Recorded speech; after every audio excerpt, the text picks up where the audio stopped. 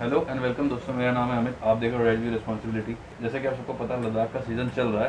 सो काफ़ी सारे डाउट्स हैं आपके दिमाग में, मेरे दिमाग में भी डाउट्स थे बहुत सारे। और फॉर्चुनेटली हमें एक ऐसा पर्सन मिल गया, एक ऐसी पर्सनैलिटी मिल चुकी है जो सर कब से कर रहे हैं टूर लद्दाख के आप? ऐसा है कि लद्दाख के टूर हम 2010 से कर रहे हैं। 2010 से 2010 से आज हमें ये 11 साल 11वां हो साल गए। हो गए हैं। और हर साल हमारे मिनिमम 5 या मैक्सिमम 6 डिपार्चर्स जो हैं वो होते ही हैं। Bike tour. लद्दाख का जो टूर है वो मोस्ट प्रोबली जून से स्टार्ट हो जाता है ओके, और सितंबर एंड तक वो चलता है। ठीक है। तो 2020 में तो कोविड की वजह से टूर नहीं हुए। तो 2021 में मैं आपको इस चैनल के ज़रिए बताना चाहता हूँ कि 2021 में काफ़ी कन्फ्यूज़न है। तो अभी जो आज की डेट में जो चल रहा है मैटर वो ये है कि अगर कोई राइडर अगर लद्दाख राइड करना चाहता है तो वो कर सकता है, ग्रुप को भी ज्वाइन कर सकता है, इंडिविजुअल भी कर सकता है। सो अब सारी बातें शुरू करते हैं, डिटेल में जाएंगे वीडियो के अंदर। सो देर नहीं करते हैं सर, वीडियो स्टार्ट करते हैं। जो जो हमारे जिस तरीके से क्वेश्चंस हैं, अपने क्वेश्चंस को लेके स्टार्ट करते हैं। सो अब जो जो आप लोगों के दिमाग में सवाल होंगे, वो सवाल मैंने काफ़ी हद तक मैंने लिख लिए। इसके अलावा आपको भी कोई सवाल रह गए हों तो आप कमेंट में कर देना, आपको रिप्लाई उसका डेफिनेटली मिल जाएगा। क्योंकि आपने टूर बुक करना सर के साथ, तो आपको मिल जाएगा रिप्लाई, जाहिर सी बात है। मैं खुद रिप्लाई कर दूँगा सर से पूछ के। सो क्वेश्चन के साथ सर शुरू करते हैं। तो ओके, सर हमारी परफेक्ट। सबसे पहले जो है हमारा क्वेश्चन वो ये है कि डेट्स क्या क्या रहेंगी इसकी? डेट्स ऐसा है कि हमारा पहला जो टूर था वो 10th जून का था। तो 10th जून का तो हमने अभी उसको कैंसिल कर दिया कैंसिल है। कर दिया, ठीक है। अब हमारी जो नेक्स्ट डेट है वो 26 जून की है। ठीक है, 26 जून के बाद 12 जुलाई है। 12 जुलाई, ओके। 12 जुलाई के बाद 29 जुलाई है। उसके बाद 14 अगस्त है। 14 अगस्त के बाद 30 अगस्त है। और उसके बाद 16 सितंबर है। 16 सितंबर। हाँ। कितने दिन के टूर होते हैं सर ये? ये अगर ऐसा है कि अगर आप दिल्ली से दिल्ली पूरा सर्किट करना चाहते हैं तो वो 13 डेज़ एंड 12 नाइट्स का टूर है। 13 डेज 12 नाइट का टूर। हाँ। ठीक है। और अगर आप अभी मनाली से ज्वाइन करना चाहते हैं तो उसमें मनाली में ऐसा है 11 डेज़ 10 नाइट्स का हो जाएगा। 11 डेज 10 नाइट्स का हाँ, मनाली से अगर मनाली। ज्वाइन करते हैं। लेकिन अभी क्या है कि अभी मनाली से स्टार्ट करने में क्लाइंट्स को थोड़ा सा कन्फ्यूज़न है कि वोल्वो बसेस स्टार्ट होंगी या नहीं होंगी। तो अभी दिल्ली से दिल्ली का टूर जो है उसकी हम बुकिंग जो है वो हम श्योर शॉट जो है ले रहे हैं। ये बाइक टूर है, मतलब वो इसमें बस या वो ऐसा कुछ नहीं है? नहीं, सिर्फ बाइक्स टूर हैं। बाइक्स के अलावा अगर कोई फैमिलीज़ के साथ एसयूवी में जाना चाहें तो हमारे साथ टूर्स के साथ एसयूवी भी चलती हैं। अच्छा। उसमें मिनिमम 5 पैक्स जो हैं वो चाहिए होते हैं, मिनिमम 4 पैक्स भी हों वो चाहिए होते हैं। तो उसके साथ वो टूर के साथ साथ ही अपना एसयूवी भी मूव करती हैं। ओके ओके, मतलब एक तरीके से पूरा कह सकते हैं कि हमारा काफिला चलता है। हाँ हाँ, काफिला चलता है, मतलब जिसमें राइडर्स भी होते हैं और फैमिलीज़ अगर जो लोग राइड नहीं करना चाहते हैं तो वो एसयूवी में भी साथ में चलते हैं। साथ में। हाँ। ठीक है सर, अब ये बात होगी, तो मैंने डेट्स की बता दी। हाँ। अब आप ये बता दीजिए कि इसके अंदर इंक्लूजन और एक्सक्लूजन क्या होते हैं? ओके, देखो इंक्लूजन में ये है कि अगर राइडर अपनी बाइक लेके आना चाहता है जी। तब तो वो अपनी बाइक लेके आएगा। तो उसकी कैटेगरी अलग रहती है कि उसकी अपनी बाइक हो गई, अपना फ्यूल हो गया। और अगर कोई राइडर बाइक भी जो है हमसे लेना चाहता है तो उसमें बाइक हमारी तरफ से होगी, फ्यूल हमारी तरफ से हो गया उस कैटेगरी में। ओके। और बाकी मील्स जो हैं इसमें ब्रेकफास्ट और डिनर ये इंक्लूड रहते हैं। मील्स इंक्लूडेड, और ब्रेकफास्ट और डिनर। ब्रेकफास्ट और डिनर। और हमारी एक तरफ से अकोमोडेशन रहती है। अकोमोडेशन ऐसा है कि काफ़ी जगह जो है स्विस टेंट में अकोमोडेशन है ओके। और काफ़ी जगह होटल में अकोमोडेशन है। स्विस टेंट की भी अकोमोडेशन जो है हमारी प्रॉपर एक स्विस टेंट होगा जिसमें एकदम अटैच टॉयलेट्स होते हैं। ऐसा नहीं है कि 5 टेंट हैं तो उनका एक टॉयलेट है, ऐसा नहीं कि हर टेंट के साथ एक। हर टेंट के साथ एक अटैच टॉयलेट। और हमारी जो अकोमोडेशन है वो मोस्टली ट्विन शेयरिंग पे ही रहती ट्विन है। शेयरिंग, हाँ, ठीक। ट्रिपल शेयरिंग पे नहीं रहती है। ओके। तो ट्विन शेयरिंग पे रहती है। ओके। हाँ, अगर कोई इनकी कहीं पे फोटोज ट्रिपल है ना? शेयरिंग हो रही है लेकिन कपल्स अगर हैं तो वो ट्विन शेयरिंग पे रहेगा ही रहेगा। तो फोटोज भी आपके सामने आ ही रही होंगी या आपने देख ली होंगी। तो चलते हैं अपने अगले क्वेश्चन के ऊपर। सर ये तो रही ट्रैवल की बात। अब आप इसके अंदर ये बता दीजिए कि ट्रैवल से पहले हमारे लिए जहाँ हाथ हमारे बंधे होते हैं वो होता है कोविड-19 का टेस्ट। अब आप उसके ऊपर काफ़ी सारे सवाल बनते हैं कि पहला तो कोविड टेस्ट दिल्ली से करा के जाना है या कहीं से भी जा रहे हैं करा के आना? उसकी क्या क्या गाइडलाइंस आप एक बार कोविड के बारे में? सर अगर आप ऐसा है कहीं दूर से आ रहे हैं, साउथ से आ रहे हैं, तो आपको दिल्ली आके एक बारी टेस्ट कराना पड़ेगा, जिसकी report most probably next day meal जाती है। ठीक है। अब वो अगर आपका नेगेटिव टेस्ट आपके हाथ में है RT-PCR का, तो RT-PCR का टेस्ट लेके आप जो है आप अलाउ कर रहे हैं, अलाउ हो रहा है आपको, आप एंटर कर सकते हैं चंडीगढ़ में भी। चंडीगढ़ में आप जो है पिंजौर में आपका सारे पेपर्स जो हैं डॉक्यूमेंट्स चेक होंगे। ठीक है। चेक होने के बाद आप हिमाचल में एंटर कर सकते हैं। जी।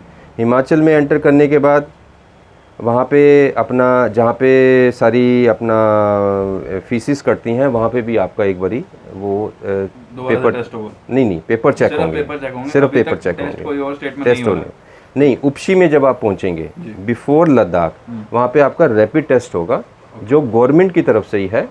और रैपिड टेस्ट भी अगर आपका नेगेटिव आता है then you are allowed to enter in the Ladakh. ठीक है। तो लद्दाख में एंटर करने के बाद फिर आप जो है नुब्रा जा रहे हैं या पेंगोंग जा रहे हैं, तब आपका कहीं और टेस्ट नहीं होगा। नहीं होगा। ठीक है। वो जो आपने जगह बताई जहाँ पे लद्दाख से पहले जहाँ टेस्ट होगा, हाँ, वो टेस्ट पेड होगा या वो टेस्ट फ्री ऑफ? नहीं, फ्री ऑफ कॉस्ट है, गवर्नमेंट की तरफ से। गवर्नमेंट की तरफ से फ्री ऑफ कॉस्ट टेस्ट होगा। और रैपिड टेस्ट होता है? वो रैपिड टेस्ट होगा। अच्छा, और अगर आप श्रीनगर से आ रहे हैं तो श्रीनगर में आपका एक बारी जो नेगेटिव टेस्ट है RT-PCR का, वो पहले तो पिंजौर में चेक हो गया। उसके बाद फिर ऐसा है कि आपका लखनपुर बॉर्डर जो है वहाँ पे चेक होगा। और उसके बाद लद्दाख से पहले आपका खलसी में होगा। Khalsi is 100 kilometre before Ladakh. Okay. अब इसके अंदर ये जो रही हमारी टेस्ट की बात, अब आपने बताया सिर्फ एक ही बार टेस्ट होगा, उसके बाद हम लद्दाख के अंदर एंटर कर गए। हाँ हाँ। अब आप ये बताइए कि जो आगे एक पर्ची सी कटती है जिसपे आपको सब जगह जाने की अनुमति मिलती है लद्दाख के अंदर, सो वो जो अरेंजमेंट है उसका, वो पर्सन को अपने आप करना पड़ेगा या वो सब? नहीं, वो अगर ऐसा है, हमारे साथ जब टूर में राइडर्स जा रहे हैं तो जो परमिट्स हैं वो हमारी तरफ से अरेंजमेंट होता है। हम ऐसा पेपर फॉर्मेलिटी करके सारे परमिट्स जो हैं हम अरेंज करके देते हैं। आप ही करा के देंगे? हाँ। मतलब बेसिकली ये है, जो पेमेंट आपको करनी है वो आपने एक बार पेमेंट करनी है, उसके बाद सारी फॉर्मेलिटी, लीगल फॉर्मेलिटी, जिस तरह की फॉर्मेलिटी सारी यहाँ से ऑपरेट होगी। हाँ, मतलब आपको जगह जगह कहीं किसी और के परमिट के लिए पेमेंट देने की कोई ज़रूरत नहीं है। ठीक। हाँ सर, इन केस कोई बाहर से आ रहा है, दिल्ली के अंदर आया, टेस्ट कराए और जैसे यहाँ से अपना चल पड़े, 0.1% अगर वो ले के ऊपर अपना पॉजिटिव आता है बाय एनी मीन्स, पॉजिटिव अगर हो जाता है, तो उस केस में क्या ऐसा है कि अभी तक जो अभी हमें वहाँ से इन्फॉर्मेशन मिली है, जो लद्दाख से भी हमारे जो एसोसिएट हैं उनसे इन्फॉर्मेशन मिली है, तो उसमें ये है कि वहाँ पे उनको क्वारंटीन होना पड़ेगा। ओके। तो क्वारंटीन होने के बाद उनका दोबारा टेस्ट होगा, जब नेगेटिव होगा then they are allowed to enter. तो तब तक तो जो हमारा टूर है वो यहाँ से चल चुका? हाँ, नहीं, टूर वेट नहीं कर सकता, क्योंकि टूर की ये है कि हर डेट की एकोमोडेशन की हमारी बुकिंग है। ठीक है। टूर तो मूव करेगा। अब ये एक बैड लक रहेगा कि किसी का अगर पॉजिटिव निकल आता तो हम उम्मीद करते हैं ना ही आए तो अच्छी बात है। हाँ, बिल्कुल। लेकिन इन केस अगर जैसे आता है, अब जैसे नेक्स्ट टूर है, अगर 14 डेज तक वो बंदा वहीं पर ही क्वारंटीन है, तो क्या नेक्स्ट टूर अगर जो आ रहा है वो उसमें एडजस्ट हो सकता है? सर देखिए, ऐसा है कि हाँ, क्वारंटीन के बाद एडजस्ट हो सकता है नेक्स्ट जो टूर नेक्स्ट, और जब तक वो नेगेटिव आएगा तभी वो कहीं ना कहीं एडजस्ट हो सकता है, ज्वाइन कर सकता है, चाहे वो नेक्स्ट टूर करे। किसी पॉजिटिव बंदे के साथ तो किसी भी तरह की कोई एडजस्टमेंट ही नहीं। ठीक है।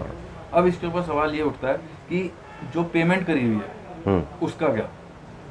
मैं आपको बताया ना कि अगर उपशी में अनफॉर्चुनेटली उसका पॉजिटिव निकल आता है तो नेक्स्ट टूर में वो ज्वाइन कर सकता है, और जब तक वो नेगेटिव नहीं आएगा और पेमेंट की जहाँ पे जो एक्सपेंसेस हो चुके हैं और जो बाकी के रह गए हैं, कहीं ना कहीं एमिकेबली एडजस्टमेंट हो सकती है, हो जाएगी। ठीक है। किसी भी तरीके का नुकसान आपको नहीं होगा, जहाँ जैसे जैसे हो पाएगा वो चीज़ हो जाएगी। बिल्कुल।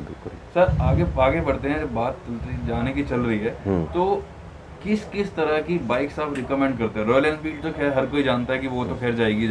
उसके अलावा जैसे कई भाई मेरे ऐसे हैं जो रॉयल एनफील्ड ओन नहीं करते, वो KTM है, उनका पल्सर है, एवेंजर है, इस टाइप की बाइक है, तो किस तरह की बाइक जा सकती है? देखिए, एवेंजर 220cc जो है काफ़ी पॉपुलर है, लोग लेके जाते हैं। Avenger is okay, Pulsar is okay, KTM is okay. Point ये है कि अपना बाइक जो है क्रूज़ होनी चाहिए, और कहीं ना कहीं उसकी ग्राउंड क्लियरेंस भी एक अच्छी होनी चाहिए। 200 mm तो अपना उसकी सीसी भी जो है मिनिमम 200 सीसी तो रहनी चाहिए, 200 सीसी अप ही होनी चाहिए। तो ये वाली बाइक्स जो हैं वो रिकमेंडेबल हैं। ठीक है। हाँ। अब ये बाइक्स तो हो गई, तो इसका मतलब ये भी है कि अगर किसी के पास रॉयल एनफील्ड नहीं भी है तो भी वो इस ग्रुप को ज्वाइन कर सकता है। हाँ कर सकता है, बिल्कुल मतलब कर सकता है। ऐसा कुछ नहीं है कि सिर्फ रॉयल एनफील्ड नहीं, हमारा जो मतलब मैकेनिक जो होता है वो सारी बाइक्स जो है कहीं ना कहीं रिपेयर करने के लिए एलिजिबल होता है वो। अच्छा। हाँ। मैकेनिक्स की बात चल रही है, इसका मतलब साथ में हमारे एक मेंटेनेंस कार भी चल रही होगी। जी जी, मैं आपको इसका पूरा एक स्ट्रक्चर बता देता हूँ कि जब टूर हमारा मूव करता है तो आगे टूर कैप्टन जो है वो लीड करता है, और टूर कैप्टन को आगे कोई जो है क्रॉस नहीं कर सकता, ओवरटेक नहीं कर सकता। तो सबसे आगे जो है टूर कैप्टन ही चलेगा, क्योंकि टूर कैप्टन को इस रूट की कई सालों का एक्सपीरियंस है। तो उसको ये भी पता है कि कौन सा मोड़ कहाँ पे है, कैसे क्या करना है, तो उसको सब फॉलो करेंगे। और सबसे पीछे जो है हमारा बैकअप व्हीकल रहेगा, और बैकअप व्हीकल में हमारा जो अपना मेडिकल किट रहती है, ऑक्सीजन सिलेंडर रहता है, मैकेनिक रहता है, टूर मैनेजर रहता है, तो ये पूरी टीम होती है। और बैकअप व्हीकल का काम ये है कि अगर कोई राइडर की कोई बाइक में इशू हो गया है या किसी राइडर के साथ इशू हो गया है तो बैकअप व्हीकल उसको साथ में लेके ही आएगा। वो उसको छोड़ के नहीं जाएगा। तो ये भी हो सकता है कि अगर उसमें थोड़ा टाइम लग रहा हो तो पूरा टूर रुक जाता है, वेट कर लेता है। अगर उसमें ज़्यादा टाइम लग रहा हो तो टूर कैप्टन जो है टूर को ले जाएगा, और बैकअप व्हीकल उसका केयर करते हुए उसको अपना होटल जहाँ पे भी शाम को है वो लेकर ही आएगा। This is the job of the tour manager and mechanic. हाँ, तो इस चीज़ को लेकर आपको परेशान होने की जरूरत नहीं है। किसी भी तरीके की कोई बाइक में अगर इन केस कोई प्रॉब्लम आती है, कुछ आता है, तो आप सेफ हैंड्स के अंदर हैं। बिल्कुल कुछ बिल्कुल। भी ऐसे अगर मिसहैपनिंग नहीं होने देंगे, ना ही ऐसा कुछ हो। सो अब आगे पॉइंट पड़ता है इसके अंदर कि सर ये अब जो हमारा टूर चल रहा है, ये राइडिंग का टूर है, अब इसके अंदर आप क्या रिकमेंड करते हो कि जो नए बाइक लेते हैं या न्यू मान लीजिए बिगिनर है, 6 महीने हुए उसको बाइक चलाते हुए, तो वो जाए, या फिर ये मॉडरेट के लिए या सिर्फ ये एक्सपर्ट्स के लिए? देखिए जी, सबसे जो अहम बात है, सबसे इम्पोर्टेंट बात है कि the person should be passionate to drive in the hill area and passionate about Leh Ladakh. क्योंकि पैशनेट हमने देखा है कि पैशनेट होने की वजह से वो सारा टूर जो है वो आराम से कर लेता है। और सेकंड ये है कि एकदम बिगनर तो नहीं कि जिसको 6 मंथ ही हुए हैं, मॉडरेट हो, उसको एक्सपीरियंस हो, तो ऐसा भी नहीं है कि इसको बहुत ही टॉप का एक्सपीरियंस चाहिए। हाँ, one should be passionate, one should be sincere how to ride in the Himalayas, और माउंटेन में कैसे राइड होनी है। बाकी इसमें हमारी तरफ से पूरा ओरिएंटेशन होता है। टूर से पहले हमारा कोई 4-5 घंटे का ओरिएंटेशन होता है, जिसमें हम एक एक चीज़ जो है राइडर्स को क्लियर करते हैं, एंड डूज़ एंड डोंट्स भी क्लियर करते हैं। काफ़ी हद तक हम उनको एजुकेट करने की कोशिश करते हैं।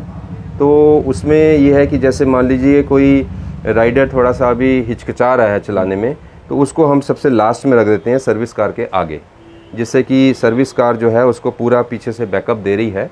तो पीछे से किसी ने ओवरटेक करना है तो वो सर्विस कार को ओवरटेक करके ही जाएगा, तो उससे उसको एक थोड़ा सा सेफ्टी मिल जाती है आगे पीछे की। बाकी वो ऐसा है 1 या 2 दिन में बिल्कुल यूज टू हो जाता है, और उसके बाद फिर वो भी उनके साथ ज्वाइन कर लेता है। हाँ सर, जैसे ये टूर बताया आपने 11 डेज 10 नाइट्स या 10 नाइट 11 डेज, तो इस हिसाब से अगर हस्बैंड वाइफ चल रहे हैं या 2 लड़के चल रहे हैं, किस हिसाब से कपड़े लेकर आने चाहिए? देखिए, ऐसा है कि टोटल जो एक 50 से 60 लीटर का आपका एक लगेज होना चाहिए टोटल। 60 लीटर। हाँ। और आपको ऐसा है कि विंटर्स के सारे कपड़े लेके आने हैं जो प्योर एकदम वुलन हो, जो आपको सरचू में, लद्दाख में, पेंगोंग में वो आपको एकदम से ज़रूरत पड़ सकती है। कई बार टेम्परेचर एकदम डिप कर जाता है। आपको ये भी हो सकता है कि जून के महीने में वहाँ पे 0 भी मिले, माइनस भी मिले कई बारी। तो उसके लिए आपने एक तैयारी रखनी है। बाकी आप ऐसा है कि आपका राइडिंग गियर है और राइडिंग सूट है, आपने राइडिंग सूट लेके चलना है, और जो एक नेसेसिटी आइटम है वो हम पूरी लिस्ट भेज देते हैं। जब किसी से हमारी बातचीत चल रही होती है तो वो लिस्ट में उनको पूरा क्लियर हो जाएगा। वो आपको पीडीएफ मिल जाएगा जब आप यहाँ पे बात करोगे, तो आपको क्लियर सारी इसमें डिटेल्स, एक ही चीज़ें आपको मिल जाएंगी। उसके अंदर क्या क्या लाना है, क्या नहीं लाना चाहिए, मतलब जो रिकमेंडेशंस होती हैं वो सब आपको मिल जाएंगी। सर, अब अगला क्वेश्चन ये आता है, जैसे कि हम जा तो रहे हैं हाइट पे, दिल्ली बहुत नीचे है, लद्दाख काफ़ी हाइट पे, ऑल्टीट्यूड सिकनेस का काफ़ी लोगों के दिमाग में होता है कि पता नहीं हम जा सकेंगे नहीं जा सकेंगे, तो उसकी तैयारी कैसे करनी है, कैसे क्या प्रिपरेशन रहती है उसकी, अगर कोई ज्वाइन कर रहा है तो उसके लिए उसको क्या प्रिकॉशन? देखिए ऐसा है कि अगर कोई ज्वाइन करना चाहता है तो अगर पॉसिबल है तो अगर वो 1 महीना पहले 20-25 दिन पहले कुछ कार्डियक एक्सरसाइज शुरू कर दे, रनिंग शुरू कर दे, जिसका उसका रेस्पिरेटरी जो सिस्टम है वो स्ट्रॉन्ग हो, तो बहुत ही अच्छा है उसमें। मतलब one should be in A active mode. और ये कोई लग्जरी टूर नहीं है कि हम गए हैं और वहाँ जाके आराम ही आराम है। ये एक बड़ा एडवेंचरस टूर है। इसमें आपको वर्ल्ड की हाईएस्ट मोटरेबल रोड पासिस जो हैं वो फर्स्ट और सेकंड और थर्ड, ये तीनों इसी टूर में आपको मिलेंगे। चांगला पास भी आपको मिलेगा और खारदुंगला पास भी आपको मिलेगा। तो ये सारे पासिस आपको फेस करने हैं। तो one should B fit, physically वो फिट होना चाहिए। बाकी हम रिकमेंड करते हैं कि जो हाई अल्टीट्यूड सिकनेस की बात है तो उसमें यह है कि कहीं पे अगर ऑक्सीजन की कमी रहती है तो उसके लिए कुछ मेडिसिन्स जो हैं वो एडवाइज्ड हैं, वो भी वो ले सकता है बीच बीच में। नहीं, इन मनाली या श्रीनगर जब पहुंच गए, जैसे जैसे अल्टीट्यूड पहुंचने वाला है तो 24 आवर्स जो है वो पहले ले सकता है। तो एक्मेटाइज हो जाते हैं उसे। और उसमें कई बार ऐसा है, पानी जो है वो काफ़ी रेगुलर इंटरवल में छोटी छोटी क्वांटिटी के साथ पीते रहना होता है। और बाकी ये भी है कि बहुत ऐसा फूड लेना है जो इजीली ब्रेक हो जाए अंदर जाके। बहुत हैवी फूड नहीं लेना। ऐसा नहीं है कि वहाँ जाके आपने कोई वेट गेन करने के बारे में सोचना। बाकी जैसे नॉन वेज है, जैसे कई लोगों को नॉन वेज सूट नहीं कर रहा, ठंड लग रही है, तो ऐसा नहीं कि ढेर सारा नॉन वेज खा लें, तो वो कई बार ब्रेक नहीं हो पाता, तो और प्रॉब्लम जो है इंक्रीज़ हो जाती है। तो वो सारा ओरिएंटेशन में ईच एंड एवरीथिंग हम पूरी डिटेल में बताते हैं। देखो जी, टूर शुरू होने से पहले ही उस टूर का एक व्हाट्सएप ग्रुप बन जाता है। आप आपस में 1 या 2 दिन में ही वो इतने क्लोज़ फ्रेंडशिप हो जाती है, क्योंकि सब लाइक माइंडेड पीपल हैं। सब एक ही डेस्टिनेशन को, हाँ, डेस्टिनेशन पे जाने, लद्दाख जाने का एक पैशन है। तो वो उनकी जो है फ्रेंडशिप बहुत फास्ट हो जाती है। सर, अगला सवाल बहुत ज़्यादा इम्पोर्टेंट है, वो है ये कि आज की डेट में हर दूसरा बंदा यूट्यूब पे नॉलेज ये दे रहा है कि लद्दाख मत जाओ क्योंकि लद्दाख में लॉकडाउन लगा हुआ है। इस बात के ऊपर थोड़ा क्लियर करो सबको कि लॉकडाउन क्या हिसाब से है और किसके लिए लॉकडाउन है, कौन जा सकता है? सर देखिए, अभी 14 जून तक तो उन्होंने ऑफिशियल लॉकडाउन जो है वो डिक्लेयर किया हुआ है। लेकिन लॉकडाउन वहाँ का ऐसा है कि जो वहाँ के एसोसिएट्स बता रहे हैं उनके अकॉर्डिंगली टूरिस्ट जो है वो आ सकता है, लेकिन उसके पास RT-PCR की रिपोर्ट होनी चाहिए negative. He can enter in Ladakh, he can move in Ladakh. हाँ, वहाँ की लोकल मार्केट्स के लिए अभी आज की डेट में तो ये है कि सुबह 7 बजे से 11 बजे तक एक कैटेगरी की शॉप्स खुल रही हैं और 1 बजे से लेके शाम को 5 या 6 बजे तक कुछ दूसरी कैटेगरी की शॉप भी कल से उन्होंने शायद एडवाइस किया है कि ओपनिंग शुरू हो जाएगी या हो चुकी है। तो ये वहाँ के लोकल्स के लिए है। टूरिस्ट जो है वो अभी एंटर कर सकता है, लेकिन उसके पास रिपोर्ट होनी चाहिए, उसका रैपिड टेस्ट होगा, उसके बाद वो एंटर कर सकता है। सर, अगला सवाल ये है कि अब आपने बता दिया आगे हमारे कैप्टन चलेंगे, पीछे हमारी पैकिंग कार चलेगी। हाँ, बीच में क्या स्ट्रेंथ है, मतलब कितने लोग एक साथ चल रहे होंगे? देखिए, अभी ऐसा है, मिनिमम जो है हमारी 10 बाइक्स होनी चाहिए और तभी हम बाइकिंग गाड़ी का प्रोविज़न करते हैं। अगर 10 बाइक से कम है तो फिर हम एक बाइक दे देते हैं जिसमें मैकेनिक साथ में चलता है, साथ में उसके टूल्स एंड सब कुछ होता है। और मैक्सिमम स्ट्रेंथ में ये होता है कि अगर ज़्यादा स्ट्रेंथ भी हो गई है तो हम उसके 2 ग्रुप बना देते हैं। चलता टूर एक साथ ही है, लेकिन डिस्टेंस थोड़ा रख के वो 2 ग्रुप बन जाते हैं। तो उसमें मैक्सिमम स्ट्रेंथ जो है हमारा 25 से लेके 30 पैक्स तक जो है हमारा स्ट्रेंथ रहता है। हम बहुत बड़ा ग्रुप नहीं लेके जाते हैं। यहाँ पे बाइक्स की बात नहीं, पैक्स बोला हाँ। मतलब ऐसा है कि 25 और मैक्सिमम अगर हायर साइड पे देखा जाए तो 30 पैक्स के साथ हम टूर करते हैं। हम बहुत बड़े टूर नहीं करते, क्योंकि बहुत बड़े टूर करके फिर क्वालिटी लो होती है। कई बार राइडर्स जो है वो ये कहते हैं जी हमें तो मौका ही नहीं मिल रहा, हमारी कोई इशू है तो हम किससे बात करें। तो छोटा सा ग्रुप ही लेके चलते हैं, 25 से 30 लोग। क्वालिटी मेंटेन करने के लिए, क्वांटिटी नहीं, क्वालिटी मेंटेन करने के तो ज़्यादा ठीक है। हाँ हाँ सर, अब जैसे आपने इसने बता दिया कि 10 लोग हैं, 10 पैक्स हैं, मतलब 10 बाइक है, तभी हम वैन प्रोवाइड करेंगे। हाँ। तो इसका मतलब है कहीं ना कहीं बात आई कुछ एक्सक्लूजन्स की। तो सर, इस टूर के अंदर क्या क्या एक्सक्लूजन रहेंगे, मतलब जो पेमेंट, जो हमारा टूर कॉस्ट है? एक्सक्लूजन ये है कि इसमें जैसे राइडर्स जब निकलते हैं टूर मॉर्निंग में स्टार्ट करते हैं तो उसका जो लंच हो गया या लंच के बाद इवनिंग टी हो गई तो वो उनका अपना पर्सनल एक्सपेंसेस पे होता है। किसी भी तरह का वो कोई टिप देना चाहते हैं, कोई पर्सनल कुछ आउट ऑफ द वे कुछ मंगाना चाहते हैं अपने होटल में, वो उनके अलग हो गया, एक्सक्लूजन हो गया। किसी तरह का टैक्सी फेयर है, एयरपोर्ट पिकअप है, एयरपोर्ट ड्रॉप है, वो इसमें इंक्लूड नहीं है। ठीक है। हाँ, उसके अलावा भी जो ये सारी आपको सारी चीज़ें डिटेल में आपको पीडीएफ के अंदर मिल ही जाएंगी, मिल ही जाएंगी। एक्सक्लूजन के अंदर सब बिल्कुल आपको मिल बिल्कुल जाएगा। बिल्कुल बिल्कुल। सर बात चल रही है एयरपोर्ट पिकअप वगैरह की, आपने बात करी तो मेरे दिमाग में सवाल ये आ रहा है कि इन केस अगर कि कोई अपना माइंड कैंसिल करता है कि यार मैं अब इससे आगे नहीं चला पाऊंगा या मेरे को नहीं करना है या मतलब टूर खत्म करना है, लेह में ही खत्म करना है, मेरे को यहीं से डायरेक्ट घर जाना है अपने, तो उसका क्या प्रोसीजर? हाँ, उसका मतलब ऐसा है कि कई राइडर्स को तो ये लगता है कि मैं पता नहीं 13 डेज़ बाइक चला पाऊंगा नहीं चला पाऊंगा।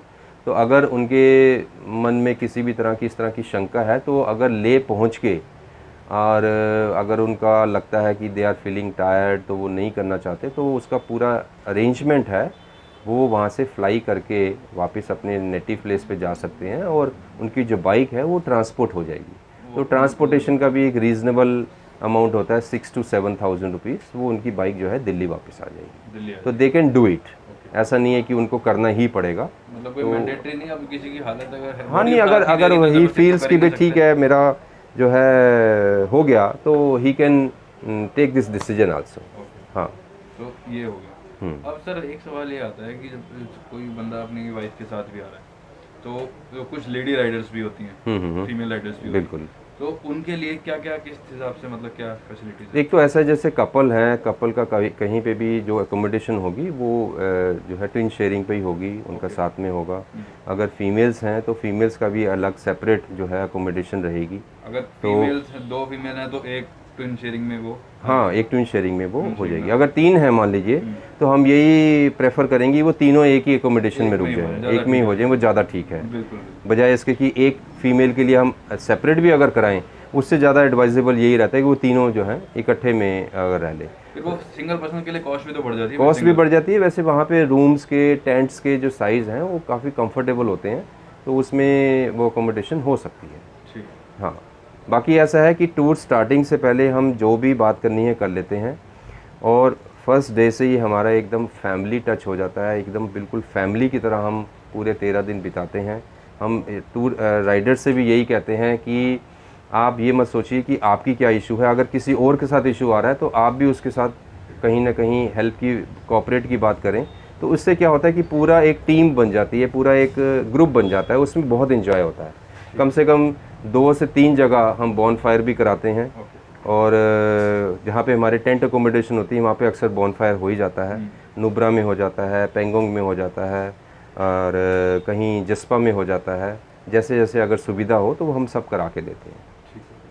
सर अब बात ये आती है कि जैसे इसके अंदर हमने एक क्वेश्चन हमारा रह गया है, वो ये कि जैसे आपने बोला वो बैकिंग व्हीकल हमारे साथ चल रहा है सारा सामान लेकर, सो क्या ये कह सकते हैं कि जो हमारे दिल्ली से लोग चल रहे हैं जिनकी अपनी बाइक है, उनको अपना मतलब टूल किट जो जैसे पंचर रिपेयर करना ये सब, वो सब की जरूरत नहीं है लेके चलने की? नहीं, पंचर किट की ज़रूरत नहीं है। हमारा ऐसा है कि जब मैकेनिक जाता है तो पूरा जैसे एक आर्मी का वालों का संदूक होता है लोहे का, वो पूरा भर के उसने स्पेयर पार्ट रखा होता है। और जो बाइक भी हमारे साथ टूर में जाती हैं उनका भी कहीं रिकरिंग जो स्पेयर पार्ट है वो भी हम रख लेते हैं, या वो अगर साथ में भी ले आते हैं तो वो मतलब उसका पूरा हम पहले अरेंजमेंट करते हैं। उसकी PDF बनती है कि ये वाली बाइक जा रही है, इसका क्या क्या हम सामान रख लें। तो कोशिश यही होती है कि जो एक रिकरिंग आइटम है वो सारी हो हमारे पास। ठीक है, जो मतलब टूर के जब चलते कभी टूर कभी पंचर हो गया, कोई क्लच की वायर हो गई या एक्सीलेटर वायर हो गई, कोई हेडलाइट लैंप हो गया, जो एक कहीं रास्ते में बिगड़ सकता है तो वो हम पहले ही लेके रखते हैं।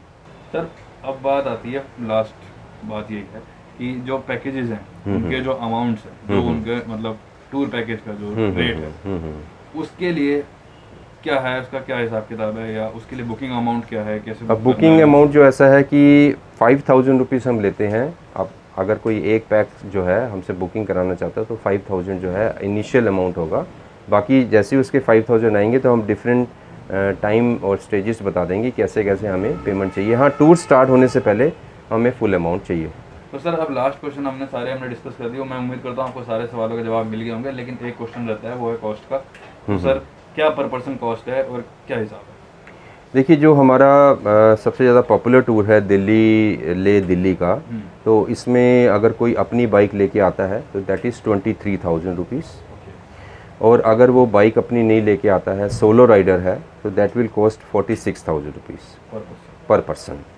पर पर्सन मीन सोलो राइडर है वो, एक बंदा एक उसकी बाइक होगी 350 सीसी। बाइक भी आपकी तरफ से, बाइक भी होगी, फ्यूल भी हो गया, वो सारा मतलब 46,000 देने के बाद उसका कोई और खर्चा है नहीं पर्सनल एक्सपेंसेस के अलावा। पर्सनल एक्सपेंसेस के अलावा। हाँ, जो हमने इससे पहले वाला बताया है आपको, ओन बाइक में 23,000 इसका अमाउंट बताया, उसके अंदर फ्यूल हमारा फ्यूल राइडर का हो गया, राइडर का हो गया, और बाइक उसकी अपनी बाइक उसकी अपनी होगी। उसके अलावा के जो एक्सपेंसेस हैं वो सर के पर्सनल एक्सपेंस छोड़ के। हाँ हाँ।